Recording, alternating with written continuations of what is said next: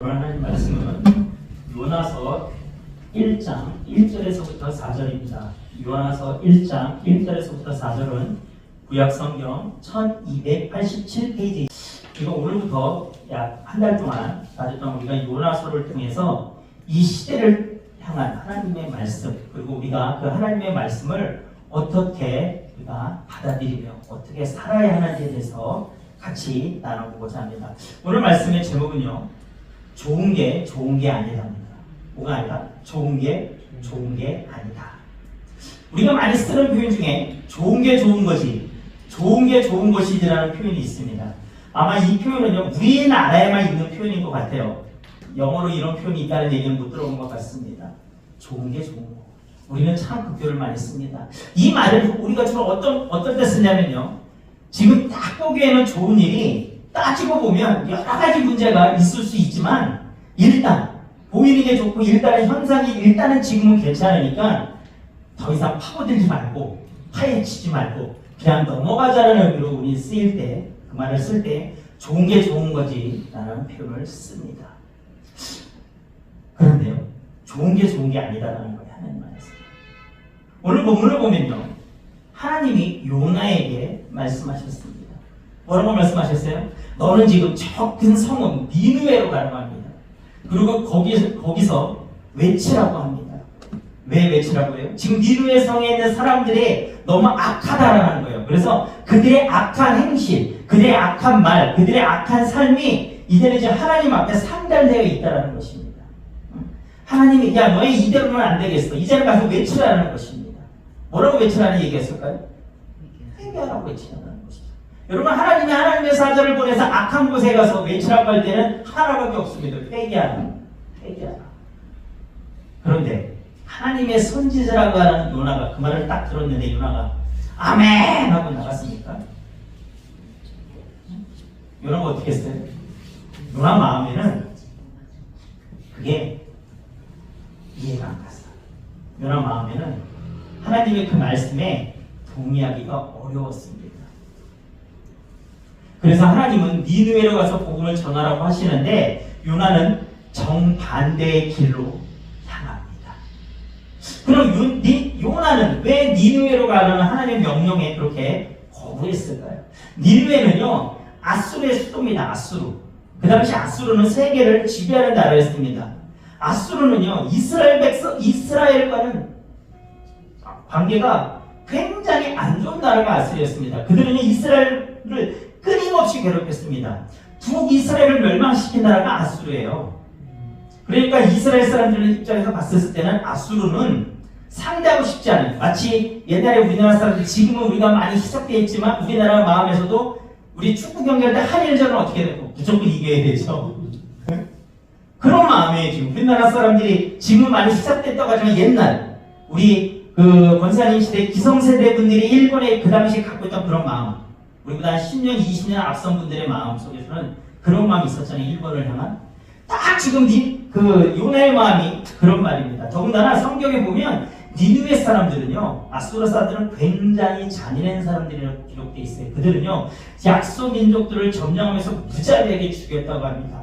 그리고요, 그 호전성이 얼마나 지나쳤냐면 자기 민족들끼리 싸울 때 피를 흘릴 정도로 싸웠다고 합니다. 그러니까 민족주의자였던 요나의 입장에서는요, 니느웨는요, 반드시 멸망당해야 되는 곳이라는 거예요. 아수르는 멸망해야 되는 거예요. 하나님, 거기는 가서 회개하고 구원시켜야 되는 게 아니라 하나님, 마침 걔네들 지금 악독이야. 악해. 하나님 앞에 도달했다고 하지 않습니까? 하나님, 그러면 샥 하셔야죠. 하나님. 왜 살려주려고 하시고. 요나는 지금 그런 거예요. 요나 입장에서는 하나님, 걔네 이번 기회에 딱 보내셔야죠. 그런데 하나님의 말씀은 그게 아닐까 봅니까? 니느웨를 회개시켜서 구원시키기 위해서 하나님이 요나에게 가서 하나님의 말씀을 전하라고 얘기를 하니까 요나의 입장에서는 기가 막히고 코가 막히는 일이었죠. 말도 안 되는 일이 됐던 것입니다. 그래서 요나는요, 하나님의 말씀에 거역해서 의도적으로 하나님이 가라고 명령하신 곳과는 정반대 다시스로 도망을 해요. 그러니까 여러분, 니느웨 아수르가 지금 지금 이 시대의 지명으로 얘기하면요, 이라크입니다. 이라크의 그 티그리스 강변에 있는 도시로 추정을 해요. 그러면 그 요나가 실질적으로 배를 타고 도망을 가던 그 다시스는 어디일까요? 스페인입니다. 스페인. 그러니까 지도를 따지면 정반대. 자, 요나가 이제 하나님의 말씀을 경영해서 나는 니느웨를 안 갈 거야. 나는 딴 데로 가야지 하고 그런 계획을 세우고 부둣가의 항구에 딱 가는데 정말 마치 다시스로 가는 데가 딱 들어온 거예요. 그 학자들의 그 자료에 따르면요, 그 요나가 타고 갔던 그 배는요, 유람선이 아니라 무역선이라고 얘기를 합니다. 그리고 그 당시에 무역선들은요, 요즘처럼 자주 오는 것이 아니라 필요에 따라서는 며칠에 한 번, 어떨 때는 몇 주에 한 번씩 왔다라고 해요.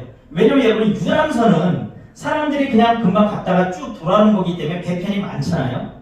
근데 무역선은 어떻습니까? 어떤 지역에서 물건을 사서 구입해서 다른 지역에 가고 그 속에서 물건을 팔려면 또 시간이 걸리잖아요. 또 다시 구입하면 시간이 걸리기 때문에 여러 도시를 오는 무역선이었기 때문에 금방금방 유람선처럼 오는 데가 아니었다.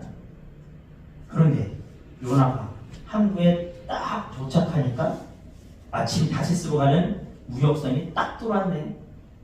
요나 입장에서 보면 어땠을까요? 야, 그럼 그렇지. 하나님도 뭔가 좀 찝찝한 게 있었어. 그래서 하나님이 내가 이렇게 딱 말하자면 이런 거 아니었을까 싶어요. 내가 하나님의 가려운 곳을 긁어드렸다. 하나님은 나한테 그렇게 말씀을 하셨어도 하나님은 안 가고 내가 다시 니느웨로 가기보다는 하나님이 내가 좀 거부하기를 원하셨을 거라고 요나는 착각하지 않았나 저는 한번 생각해봤습니다.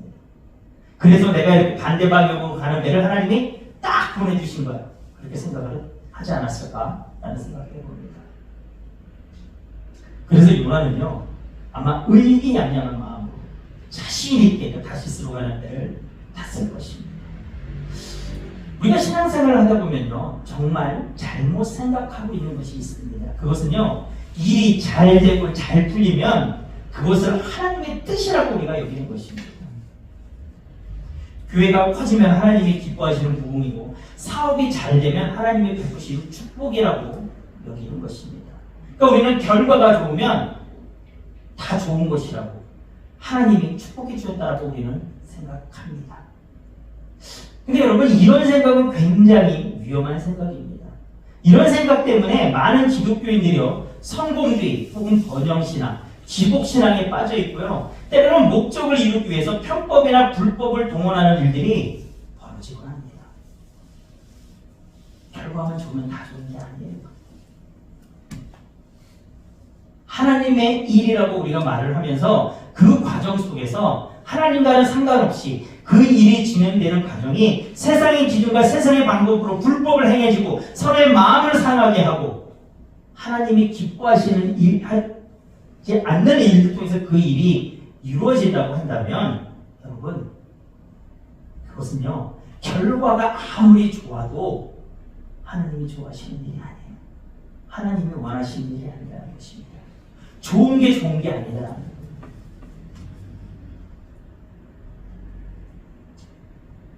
우리가 아마 그런 모습들을, 그런 일들을 우리 옆에서도 사실은 참 많이 보게 될 것입니다. 요나는요, 하나님의 명령을 거역하고 다시스로 떠나가는 차에 마침 다시스로 가는 배를 만나서 의기양양의 그 위에 올라탔지만 곧 어떠한 일이 벌어집니까, 여러분? 곧 엄청난 고난이 그에게 닥칩니다. 우리 오늘 본문 4절, 여러분 같이 읽어볼까요? 본문 4절. 여호와께서 큰 바람을 바다 위에 내리시매 바다 가운데서 큰 폭풍이 일어나 배가 거의 깨지게 된지라. 잘 가던 배가 갑자기 폭풍을 만났습니다. 여러분, 배가 폭풍을 만나는 일은 사실은 흔한 일입니다. 항해를 하다 보면 폭풍을 안 만날 수는 없어요. 그런데 요나가 만난 이 폭풍은요, 굉장히 큰 폭풍이었던 것 같습니다. 오늘 본문의 표현을 보면 큰 폭풍이 일어났는데 그게 어느 정도냐면 배가 거의 깨지게 될 정도라고 얘기해요. 배가 부서질 정도의 지금 큰 폭풍이 요나에게 임한 것입니다. 요나는 바다 위에서 하나님이 보내신 그 폭풍을 만나게 된 것입니다. 그리고 결국 그 폭풍 때문에 요나는 그 폭풍이 자신 때문에 보내진 것을 요나는 알았습니다. 그리고 결국 결과적으로 요나는 어떻게 돼요? 바다 위로 던져지게 됩니다. 세상의 관점으로 볼 때는요, 요나가 마침 다시스로 가는 배를 만난 것은 행운이었죠. 딱딱딱 일이 맞아 떨어지는 일이었습니다. 성공입니다. 그리고 바다 위에서 풍랑을 만나서 수치스럽게도 하나님을 믿지 않은 선장에게 책망을 당하는 게 여러분이 본문 뒤쪽에 보면 나옵니다. 저희가 우리가 다음 주에 자세히 그 부분을 살펴본데요. 결국은 풍랑의 원인으로 요나가 딱 제비뽑기에 딱 꼽혀버려요. 지목당합니다. 그래서 그가 바다 한가운데로 여러분 산채로 던져지게 되는 거죠. 정말 얼마나 무서웠을까. 여러분 바다로 던져지는 요나의 여러분 우리가 지금 이렇게 결과론적으로 알고 있죠. 만약에 사람들에 의해서 여러분 들려지고 바다에 던져질 때 그 마음은 어땠을까요, 여러분? 그런데 여러분 세상의 관점으로는 요나가 마침 다시스로 가는 배를 만난 것은 행운이었어요.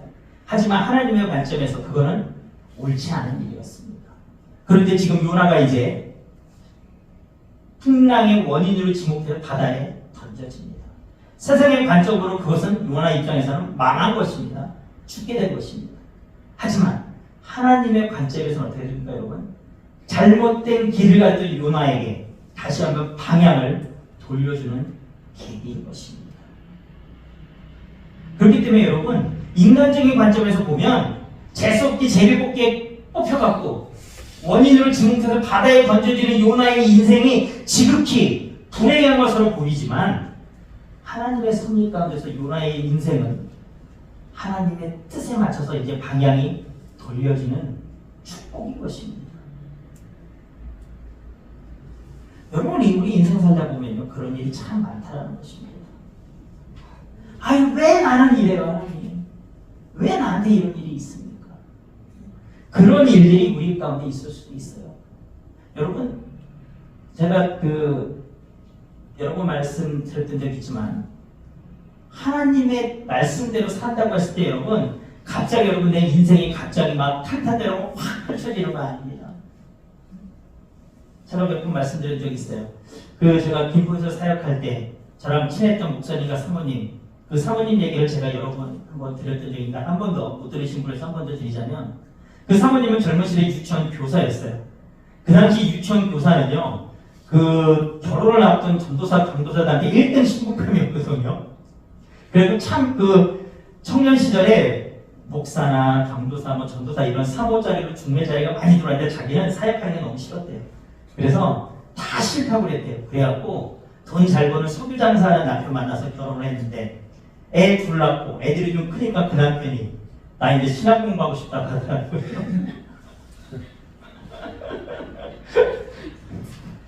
사모되기 싫어갖고 돈 잘 버는 석유장사 남자 만나서 결혼했는데 되돌리지도 못해. 애들 둘이나 낳고 애들 어느 정도 퍼갖고 그때서야 신학 공부한다고 하니 이럴 줄 알았으면 그래갖고 그 사모님이 하나님 뜻인가 보다 하고 남편이 신학 공부를 하게끔 이제 물어가는데 그 과정 속에서 엄청 어려운 일이 많이 생겼다라는 거예요. 석유장사하는 것도 망하고 뭐가 안 되고 그렇지만 그 가운데서 하나님이 그렇게 환경을 만들어 가셨을 때 어쩔 수 없이 신학하자 하세요 해갖고 이제 그 남편 목사님이 신학 공부하시고 이제 또 정식으로 딱 사역자의 길을 신학 공부 마치고 딱 들어서게 됐어요. 이 사모님 말씀이 더 참 마음에 왔던 게 뭐냐면 이제는 하나님 말씀에 불순종해서 어려움이 있어서 이제 하나님 말씀에 순종해서 신학 공부하고 전도사 됐으니까 이제 어려움이 싹 없어질 줄 알았는데 웬걸 그 어려움은 지금까지 자기가 겪었던 어려움은 방향을 돌리기 위한 어려움이었고 이제 딱 사역자의 길에 돌아서니 이제는 사역자의 가시밭길 앞에 쫙 놓여 있었다는 거예요. 그 사모님하고 참 그 목사를 가까워졌던 시기가 뭐냐면 제 인생에도 그런 시기가 있었을 때 그 둘이 시기가 비슷했었어요. 그래갖고 비슷한 교회에서 같이 만났어요. 한 교회에서 같이 만났어요. 그러다 보니까 서로 이렇게 굉장히 많은 얘기들을 나눴었는데 그런데요. 그 목사님 사모님이 더 어려워진 그 상황 속에서도요 후회하지 않으시고 오직 하나님만 하시더라고요. 정말 자녀들은 정말 하나님께 다 맡겼어요. 아이들의 대학 들어갔을 때 학기부터 모든 문제들을 정말 그분들은요 하나님이 안 해주시면 안 됩니다. 저희는 하나님밖에 바라볼 수 없습니다라고 맡기며 나갔는데요. 여러분 지금 너무 잘 사세요. 자녀들도 좋은 직장에서 안정적인 생활하고요. 또 목사님하고 사모님도 마찬가지시고. 그러면 우리가 무엇을 할 수 있습니까? 우리 인생의 중요한 건 여러분 내 지금 환경 속에 내가 어려움 속에 있다는 것이 아니에요. 우리가 깊게 주의 깊게 살펴봐야 되는 것은 내가 지금 하나님의 말씀대로 행하고 있는가, 내 삶이 하나님의 뜻대로 살아가고 있는가가 여러분 우리가 살펴봐야 되는 일입니다. 여러분 기독교인으로서 이 세상을 살 때 여러분 조금만 불법을 행하면 여러분 많은 돈을 벌 수도 있습니다. 많은 유익을 내가 가져올 수 있습니다. 그냥 내가 양심 한번, 눈 한번 질끈 감으면 대체했을 때 여러분 많은 유익이 있습니다. 여러분 왜 여러분 이 세상에서 기독교가 많이 욕먹습니까? 부정이나 부패나 이런 것들로 나와 있을 때 여러분 교회의 모습들이 저 사람이 교회 다닌다는 모습들이 비춰졌을 때 욕먹지 않습니까? 또 우리가 아는 어떤 모 교회도 여러분 재개발 부지에서 여러분 이주자도 엄청나게 책정된 것보다 몇 배로 더 받고 여러분 그런 것 때문에 여러분 사람들이 교회를 얼마나 욕했습니까? 여러분 돈을 많이 버는 게 좋은 것입니까? 하나님이 많은 축복을 해주셔 물질의 축복을 주셔서 내가 풍요롭게 산다는 것은 그건 축복입니다. 하지만 내가 그것을 얻는 과정에서 하나님의 뜻과는 다르게 살아가고 있다면 여러분 세상에서는 승승과 도를 달릴지 모르지만 하나님 앞에서는요 세상으로 점점 더 멀리 가는 인생인 것입니다. 그럴 때 보면 하나님은 반드시 하나님의 자녀들의 방향을 돌리십니다. 오늘 요나가 세상의 관점에서는 불행이고 재수없이 제비뽑기에 뽑혀서 이제 물에 빠져서 폭풍 가운데 죽게 된 것이지만 하나님의 역사 가운데서 하나님의 계획 가운데서 요나는 이제 축복받은 것입니다. 왜냐하면 방향이 하나님께로 돌려졌거든요. 방향이 돌려지면 이제 하나님하고 점점 가까이 가는 길만 남았기 때문입니다. 여러분 하나님 안에서는 좋은 게 아닙니다. 세상 기준에 좋은 게 좋은 것이 아닙니다. 하나님이 함께 하시는 것이 좋은 것입니다. 하나님의 말씀대로 사는 것이 좋은 것입니다. 우리의 시선이 이제는 세상의 좋은 것을 바라보는 것이 아니라 하나님의 좋은 것을 보셨으면 좋겠어요. 세상의 성공에 내 눈이 가 있는 것이 아니라 하나님이 기뻐하시는 삶, 내가 하나님의 말씀대로 살고 있는가에 여러분 우리의 시선이 가 있었으면 좋겠습니다. 여러분 젊잖아요. 여러분은 살아야 될 날이 아직 훨씬 더 많습니다. 이 젊은 청년의 시기에는 우리가 실수를 할 수도 있고 또 경로를 수정할 수도 있습니다. 하지만 그 과정 속에서 여러분들이 꼭 드리고 싶은 말씀은 뭐냐면 세상의 기준을 보지 마십시오. 여러분들은 하나님의 자녀입니다. 하나님의 자녀는 여러분 하나님의 기준을 보십시오. 하나님의 말씀을 보십시오. 오늘 하나님이 나에게 어떠한 삶을 원하십니까? 내가 어떻게 가기를 원하신다는 여러분 보시기 바랍니다.